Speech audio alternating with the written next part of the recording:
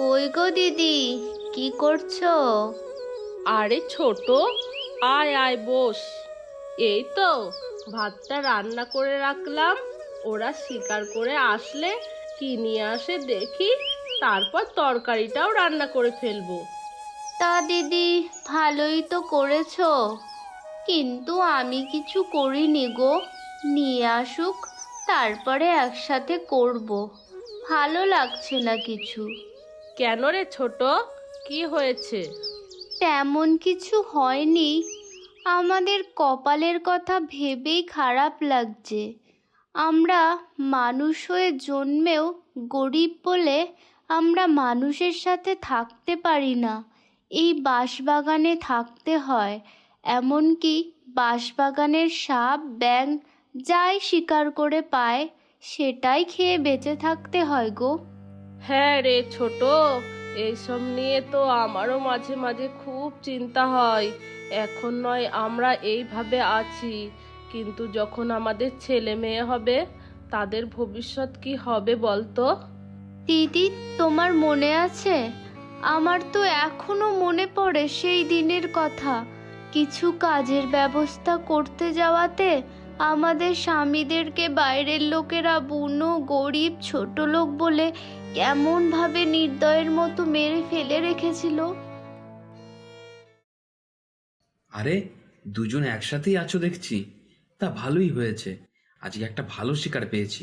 আমরা সবাই একসাথে খাওয়া দাওয়া করবো আজকে। হ্যাঁ দাদা, তুমি একদম ঠিক বলেছ। বেশ ভালোই হবে, অনেক দিন বৌদির হাতের রান্না খাওয়া হয়নি। ও মা, তাই নাকি ঠাকুরপো? তা বৌদির হাতের রান্না খেতে ইচ্ছা হলে বৌদিকে বললেই তো বানিয়ে দেবে।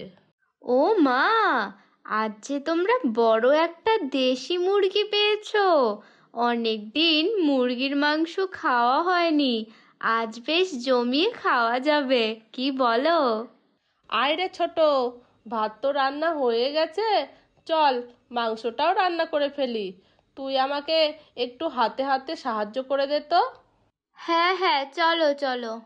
তারপর তারা দুই বউ মিলে রান্না করতে লাগলো। ছোট, মাংসটা তো রান্না হয়ে গেছে। তুই এক কাজ কর, রাতের জন্য একটা বাটিতে রেখে সবাইকে খেতে দিয়ে দে। আমি বাকি বাসনগুলো ধুয়ে আসছি। হ্যাঁ গো দিদি, আমি একটু বেশি করেই মাংসটা তুলে রাখি। এখন তো বেশি একটা গরম নেই, কাল সকালেও খাওয়া যাবে। কালকে আবার কি শিকার পায় তারও তো কোনো ঠিক নেই গো। আচ্ছা ঠিক আছে, তাহলে তাই কর। কই গো তোমরা, হাত মুখ ধুয়ে আসো, রান্না হয়ে গেছে। আমি ভাত বাড়ছি, খেতে বসো। এমনভাবেই বাঁশবাগানের মধ্যে দুই বউয়ের সংসার বেশ ভালোভাবেই কেটে যাচ্ছিল। কিন্তু একদিন হঠাৎ বাঁশবাগানের শুকনো পাতায় কেউ আগুন ধরিয়ে দিল। সেই আগুন দাউ দাউ করে তাদের ঘরকেও গ্রাস করে নিল। রতন, রতন, রতন, শিগগিরই ঘর থেকে বেরো। সর্বনাশ হয়ে গেছে রে, সর্বনাশ হয়ে গেছে। ঘরে আগুন ধরে গেছে যে। ওই গো, দেখো তো ডাকছে কেন এই সময়। উমা, আরে এ যে আগুন ধরেছে, সর্বনাশ! শিগগিরই বেরো ঘর থেকে, কই ওঠো, তাড়াতাড়ি ওঠো গো। ওগো, কি সর্বনাশ হলো আমাদের! এখন আমরা কি করব, কোথায় থাকবো? হায় ঈশ্বর, আমরা কি ভুল করেছি? আমাদের কেন তুমি এত শাস্তি দিচ্ছ? ওগো, আমাদের যে সব শেষ হয়ে গেল, আমরা কোথায় যাব? আমাদের কি হবে গো এবার? আরে তোমরা শান্ত হও, তোমরা একটু শান্ত হও। ঠিক একটা ব্যবস্থা করা যাবে। এমনভাবে ভেঙে পড়লে হবে না। আমাদের এই বাঁশবাগান থেকে বের হতে হবে। চলো আমরা বাইরে গিয়ে দেখি কিছু করা যায় নাকি। তারপর তারা সবাই মিলে নিজেদের ঘরবাড়ি ছেড়ে বাঁশবাগান থেকে বাইরে বেরিয়ে গেল। তোমরা এখানে দাঁড়াও, আমরা দুই ভাই দেখি কোথাও কোনো কাজ পাওয়া যায় নাকি। কিন্তু দাদা, সেবার কাজ চাওয়াতে গিয়ে কি হয়েছিল মনে আছে? তারপরেও আমাদের কাজ চাওয়াতে যেতে হবে তাদের কাছেই। ওগো, আমার যে খুব ভয় লাগছে। তোমাদের যেতে হবে না, আবার যদি ওরা তোমাদেরকে মারে, আমরা অন্য একটা ব্যবস্থা করে নেব। আমরা আর কতদিন এমন করে লুকিয়ে বাঁচবো বলো তো বৌদি? যদি আমাদেরকে মরে যেতে হয় তাহলে আমরা মরে যেতেও রাজি। হ্যাঁ ভাই, একদম ঠিক বলেছিস। আমরা গরিব বলে যদি আমাদের বেঁচে থাকার অধিকার না থাকে, তাহলে আমাদের আর বেঁচে থেকে লাভ কি বল? এরপর কমল এবং রতন দুই ভাই মিলে সমস্ত দোকানে কাজের খোঁজ করতে লাগলো, কিন্তু তারা কোনো দোকানেই কাজ পেল না। দাদা, একটু দয়া করুন আমাদের ওপর। যে কোনো ছোটোখাটো কাজ হলেও আমরা করব, না হলে আমরা যে না খেতে পেয়ে মারা যাব। তা তোমরা যদি না খেতে পেয়ে মারা যাও, তাতে আমি কি করব? আমার দোকানে তো কোনো কাজের লোকের দরকার নেই। আমার ছোট দোকান আমি একাই সামলাতে পারি। যাও দেখি বাপু, এবার আমার সময় নষ্ট করো না। দোকান খরিদ্দার আসবে না এমন ভিড় দেখলে। আরে, এ আমি কাদের দেখছি? এ যে সেই বাঁশবাগানে থাকা বুনো লোকেরা। সেবার মার খেয়েও শিক্ষা হয়নি দেখছি, আবার আমাদের সমাজে চলে এসেছে। কই গো, কে কোথায় আছো? এদের রাম ধোলাই দিতে হবে, আবার নইলে এই ছোট লোকগুলো আমাদের সমাজ নোংরা করে দেবে। তারপর সবাই মিলে আসলো এবং কমল রতন দুই ভাইকে মারতে শুরু করলো এবং বলতে লাগলো যাতে তারা তাদের সমাজে আসার সাহস কোনোদিন আর না করে।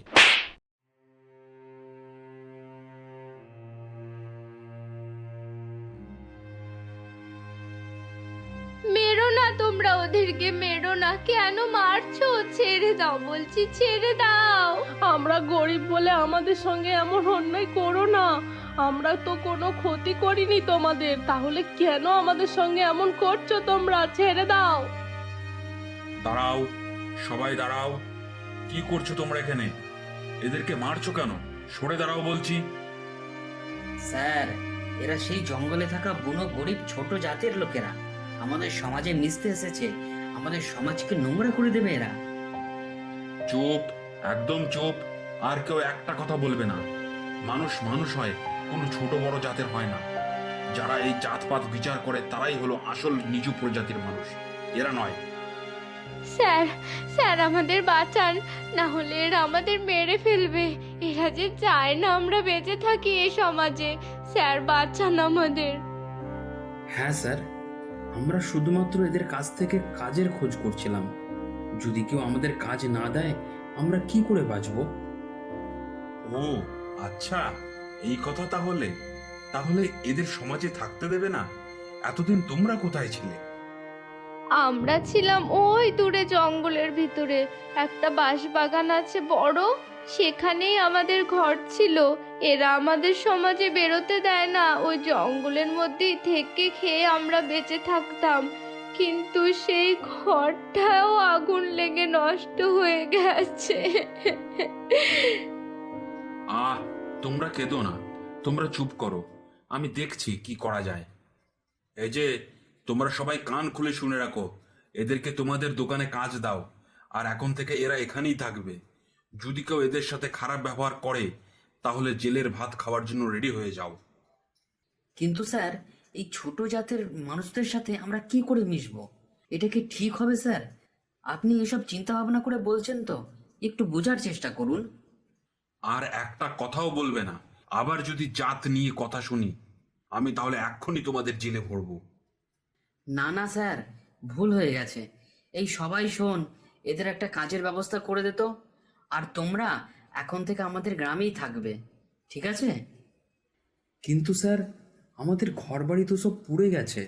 কাজ নয় করলাম এদের কাছে আমরা, কিন্তু আমরা থাকবো কোথায়? সেই ব্যবস্থাটা তোমরাই করে নাও।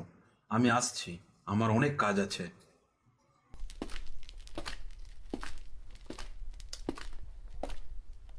কি গো দিদি, কিছু বুঝলে? কি করব এখন? থাকবো কোথায়? আমারও তো কিছু মাথায় আসছে না। কোথায় থাকবো বলতো? এক কাজ করলে কেমন হয়? আমরা তো বাঁশবাগানে সুখেই ছিলাম, কেননা আমরা সবাই মিলে ওখানেই চলে যাই। কি বলছো এসব? আবার বাঁশবাগানে ফিরে যাব? হ্যাঁ দাদা, শ্যামলী ঠিকই বলেছে। চলো আমরা আমাদের বাঁশবাগানেই ফিরে যাই। হ্যাঁ ঠাকুরপো, কথাটা ঠিকই বলেছ। কি গো, তুমি আর কিন্তু কিন্তু করো না, চলো আমাদের বাঁশবাগানেই আমরা নতুন করে সংসার সাজাই। তারপর তারা নিজেদের কাজের ব্যবস্থা করে আবার সেই পুরনো বাঁশবাগানে ফিরে গেল। সেখানে নতুন করে নিজেদের ঘর তৈরি করে তারা বসবাস করতে লাগলো।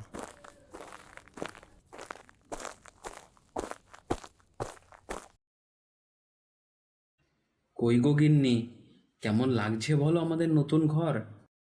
বাহ, খুব সুন্দর হয়েছে। কথায় বলে না, যা হয় ভালোর জন্যই হয়। হ্যাঁ গো, তুমি একদম ঠিক কথা বলেছ। নাও, এবার সবাই একটু বিশ্রাম করে নাও, আবার তো কাজে যেতে হবে। হ্যাঁ রে ছোট, ঠিক বলেছিস, চলো চলো। এরপর থেকে তারা বাইরের পরিবেশে কাজ করতে যেত আর থাকতো সেই বাঁশবাগানেই। অনেক সুখেই কাটছিল তাদের এই বাঁশবাগানের নতুন সংসার।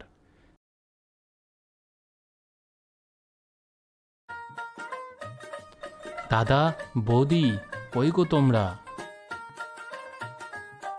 আরে রতন, কি হলো, এত ডাকাডাকি কেন করছিস? আসো আসো, মিষ্টি মুখ করো। মিষ্টি মুখ করব? কি এত খুশির খবর হলো যে তুমি মিষ্টি নিয়ে এসেছো? আরে, তোমরা যে জেঠু জেঠিমা হতে চলেছ। আমাদের এই বাঁশবাগানে নতুন সদস্য আসতে চলেছে। কি রে ছোট, ভগবান মনে হয় আমাদের মনের কথা শুনেছিল, তাই তো আমাদের মধ্যে নতুন অতিথি আসার আগেই সব ঠিক করে দিল। এখন আর কোনো চিন্তাই নেই আমাদের ছেলে মেয়েদের ভবিষ্যৎ নিয়ে। হ্যাঁ গো দিদি, সব চিন্তা দূর হয়ে গেছে। এখন আমার সন্তান স্বাধীনতার সাথে এই সমাজে বসবাস করবে। হ্যাঁ গো, আমরা অনেক কাজ করব, অনেক খাটব, অনেক পয়সা রোজগার করব। আমরা আর গরিব থাকব না। এরপর রতন এবং কমল মিলে খুব কাজ করলো এবং তার থেকে অনেক পয়সাও রোজগার করলো। তারপর জীবনে তাদের কোনো কষ্টই রইল না, সুখে শান্তিতে সংসার করতে থাকলো। এই গল্পটি আপনাদের কেমন লাগলো কমেন্ট করে অবশ্যই জানাবেন।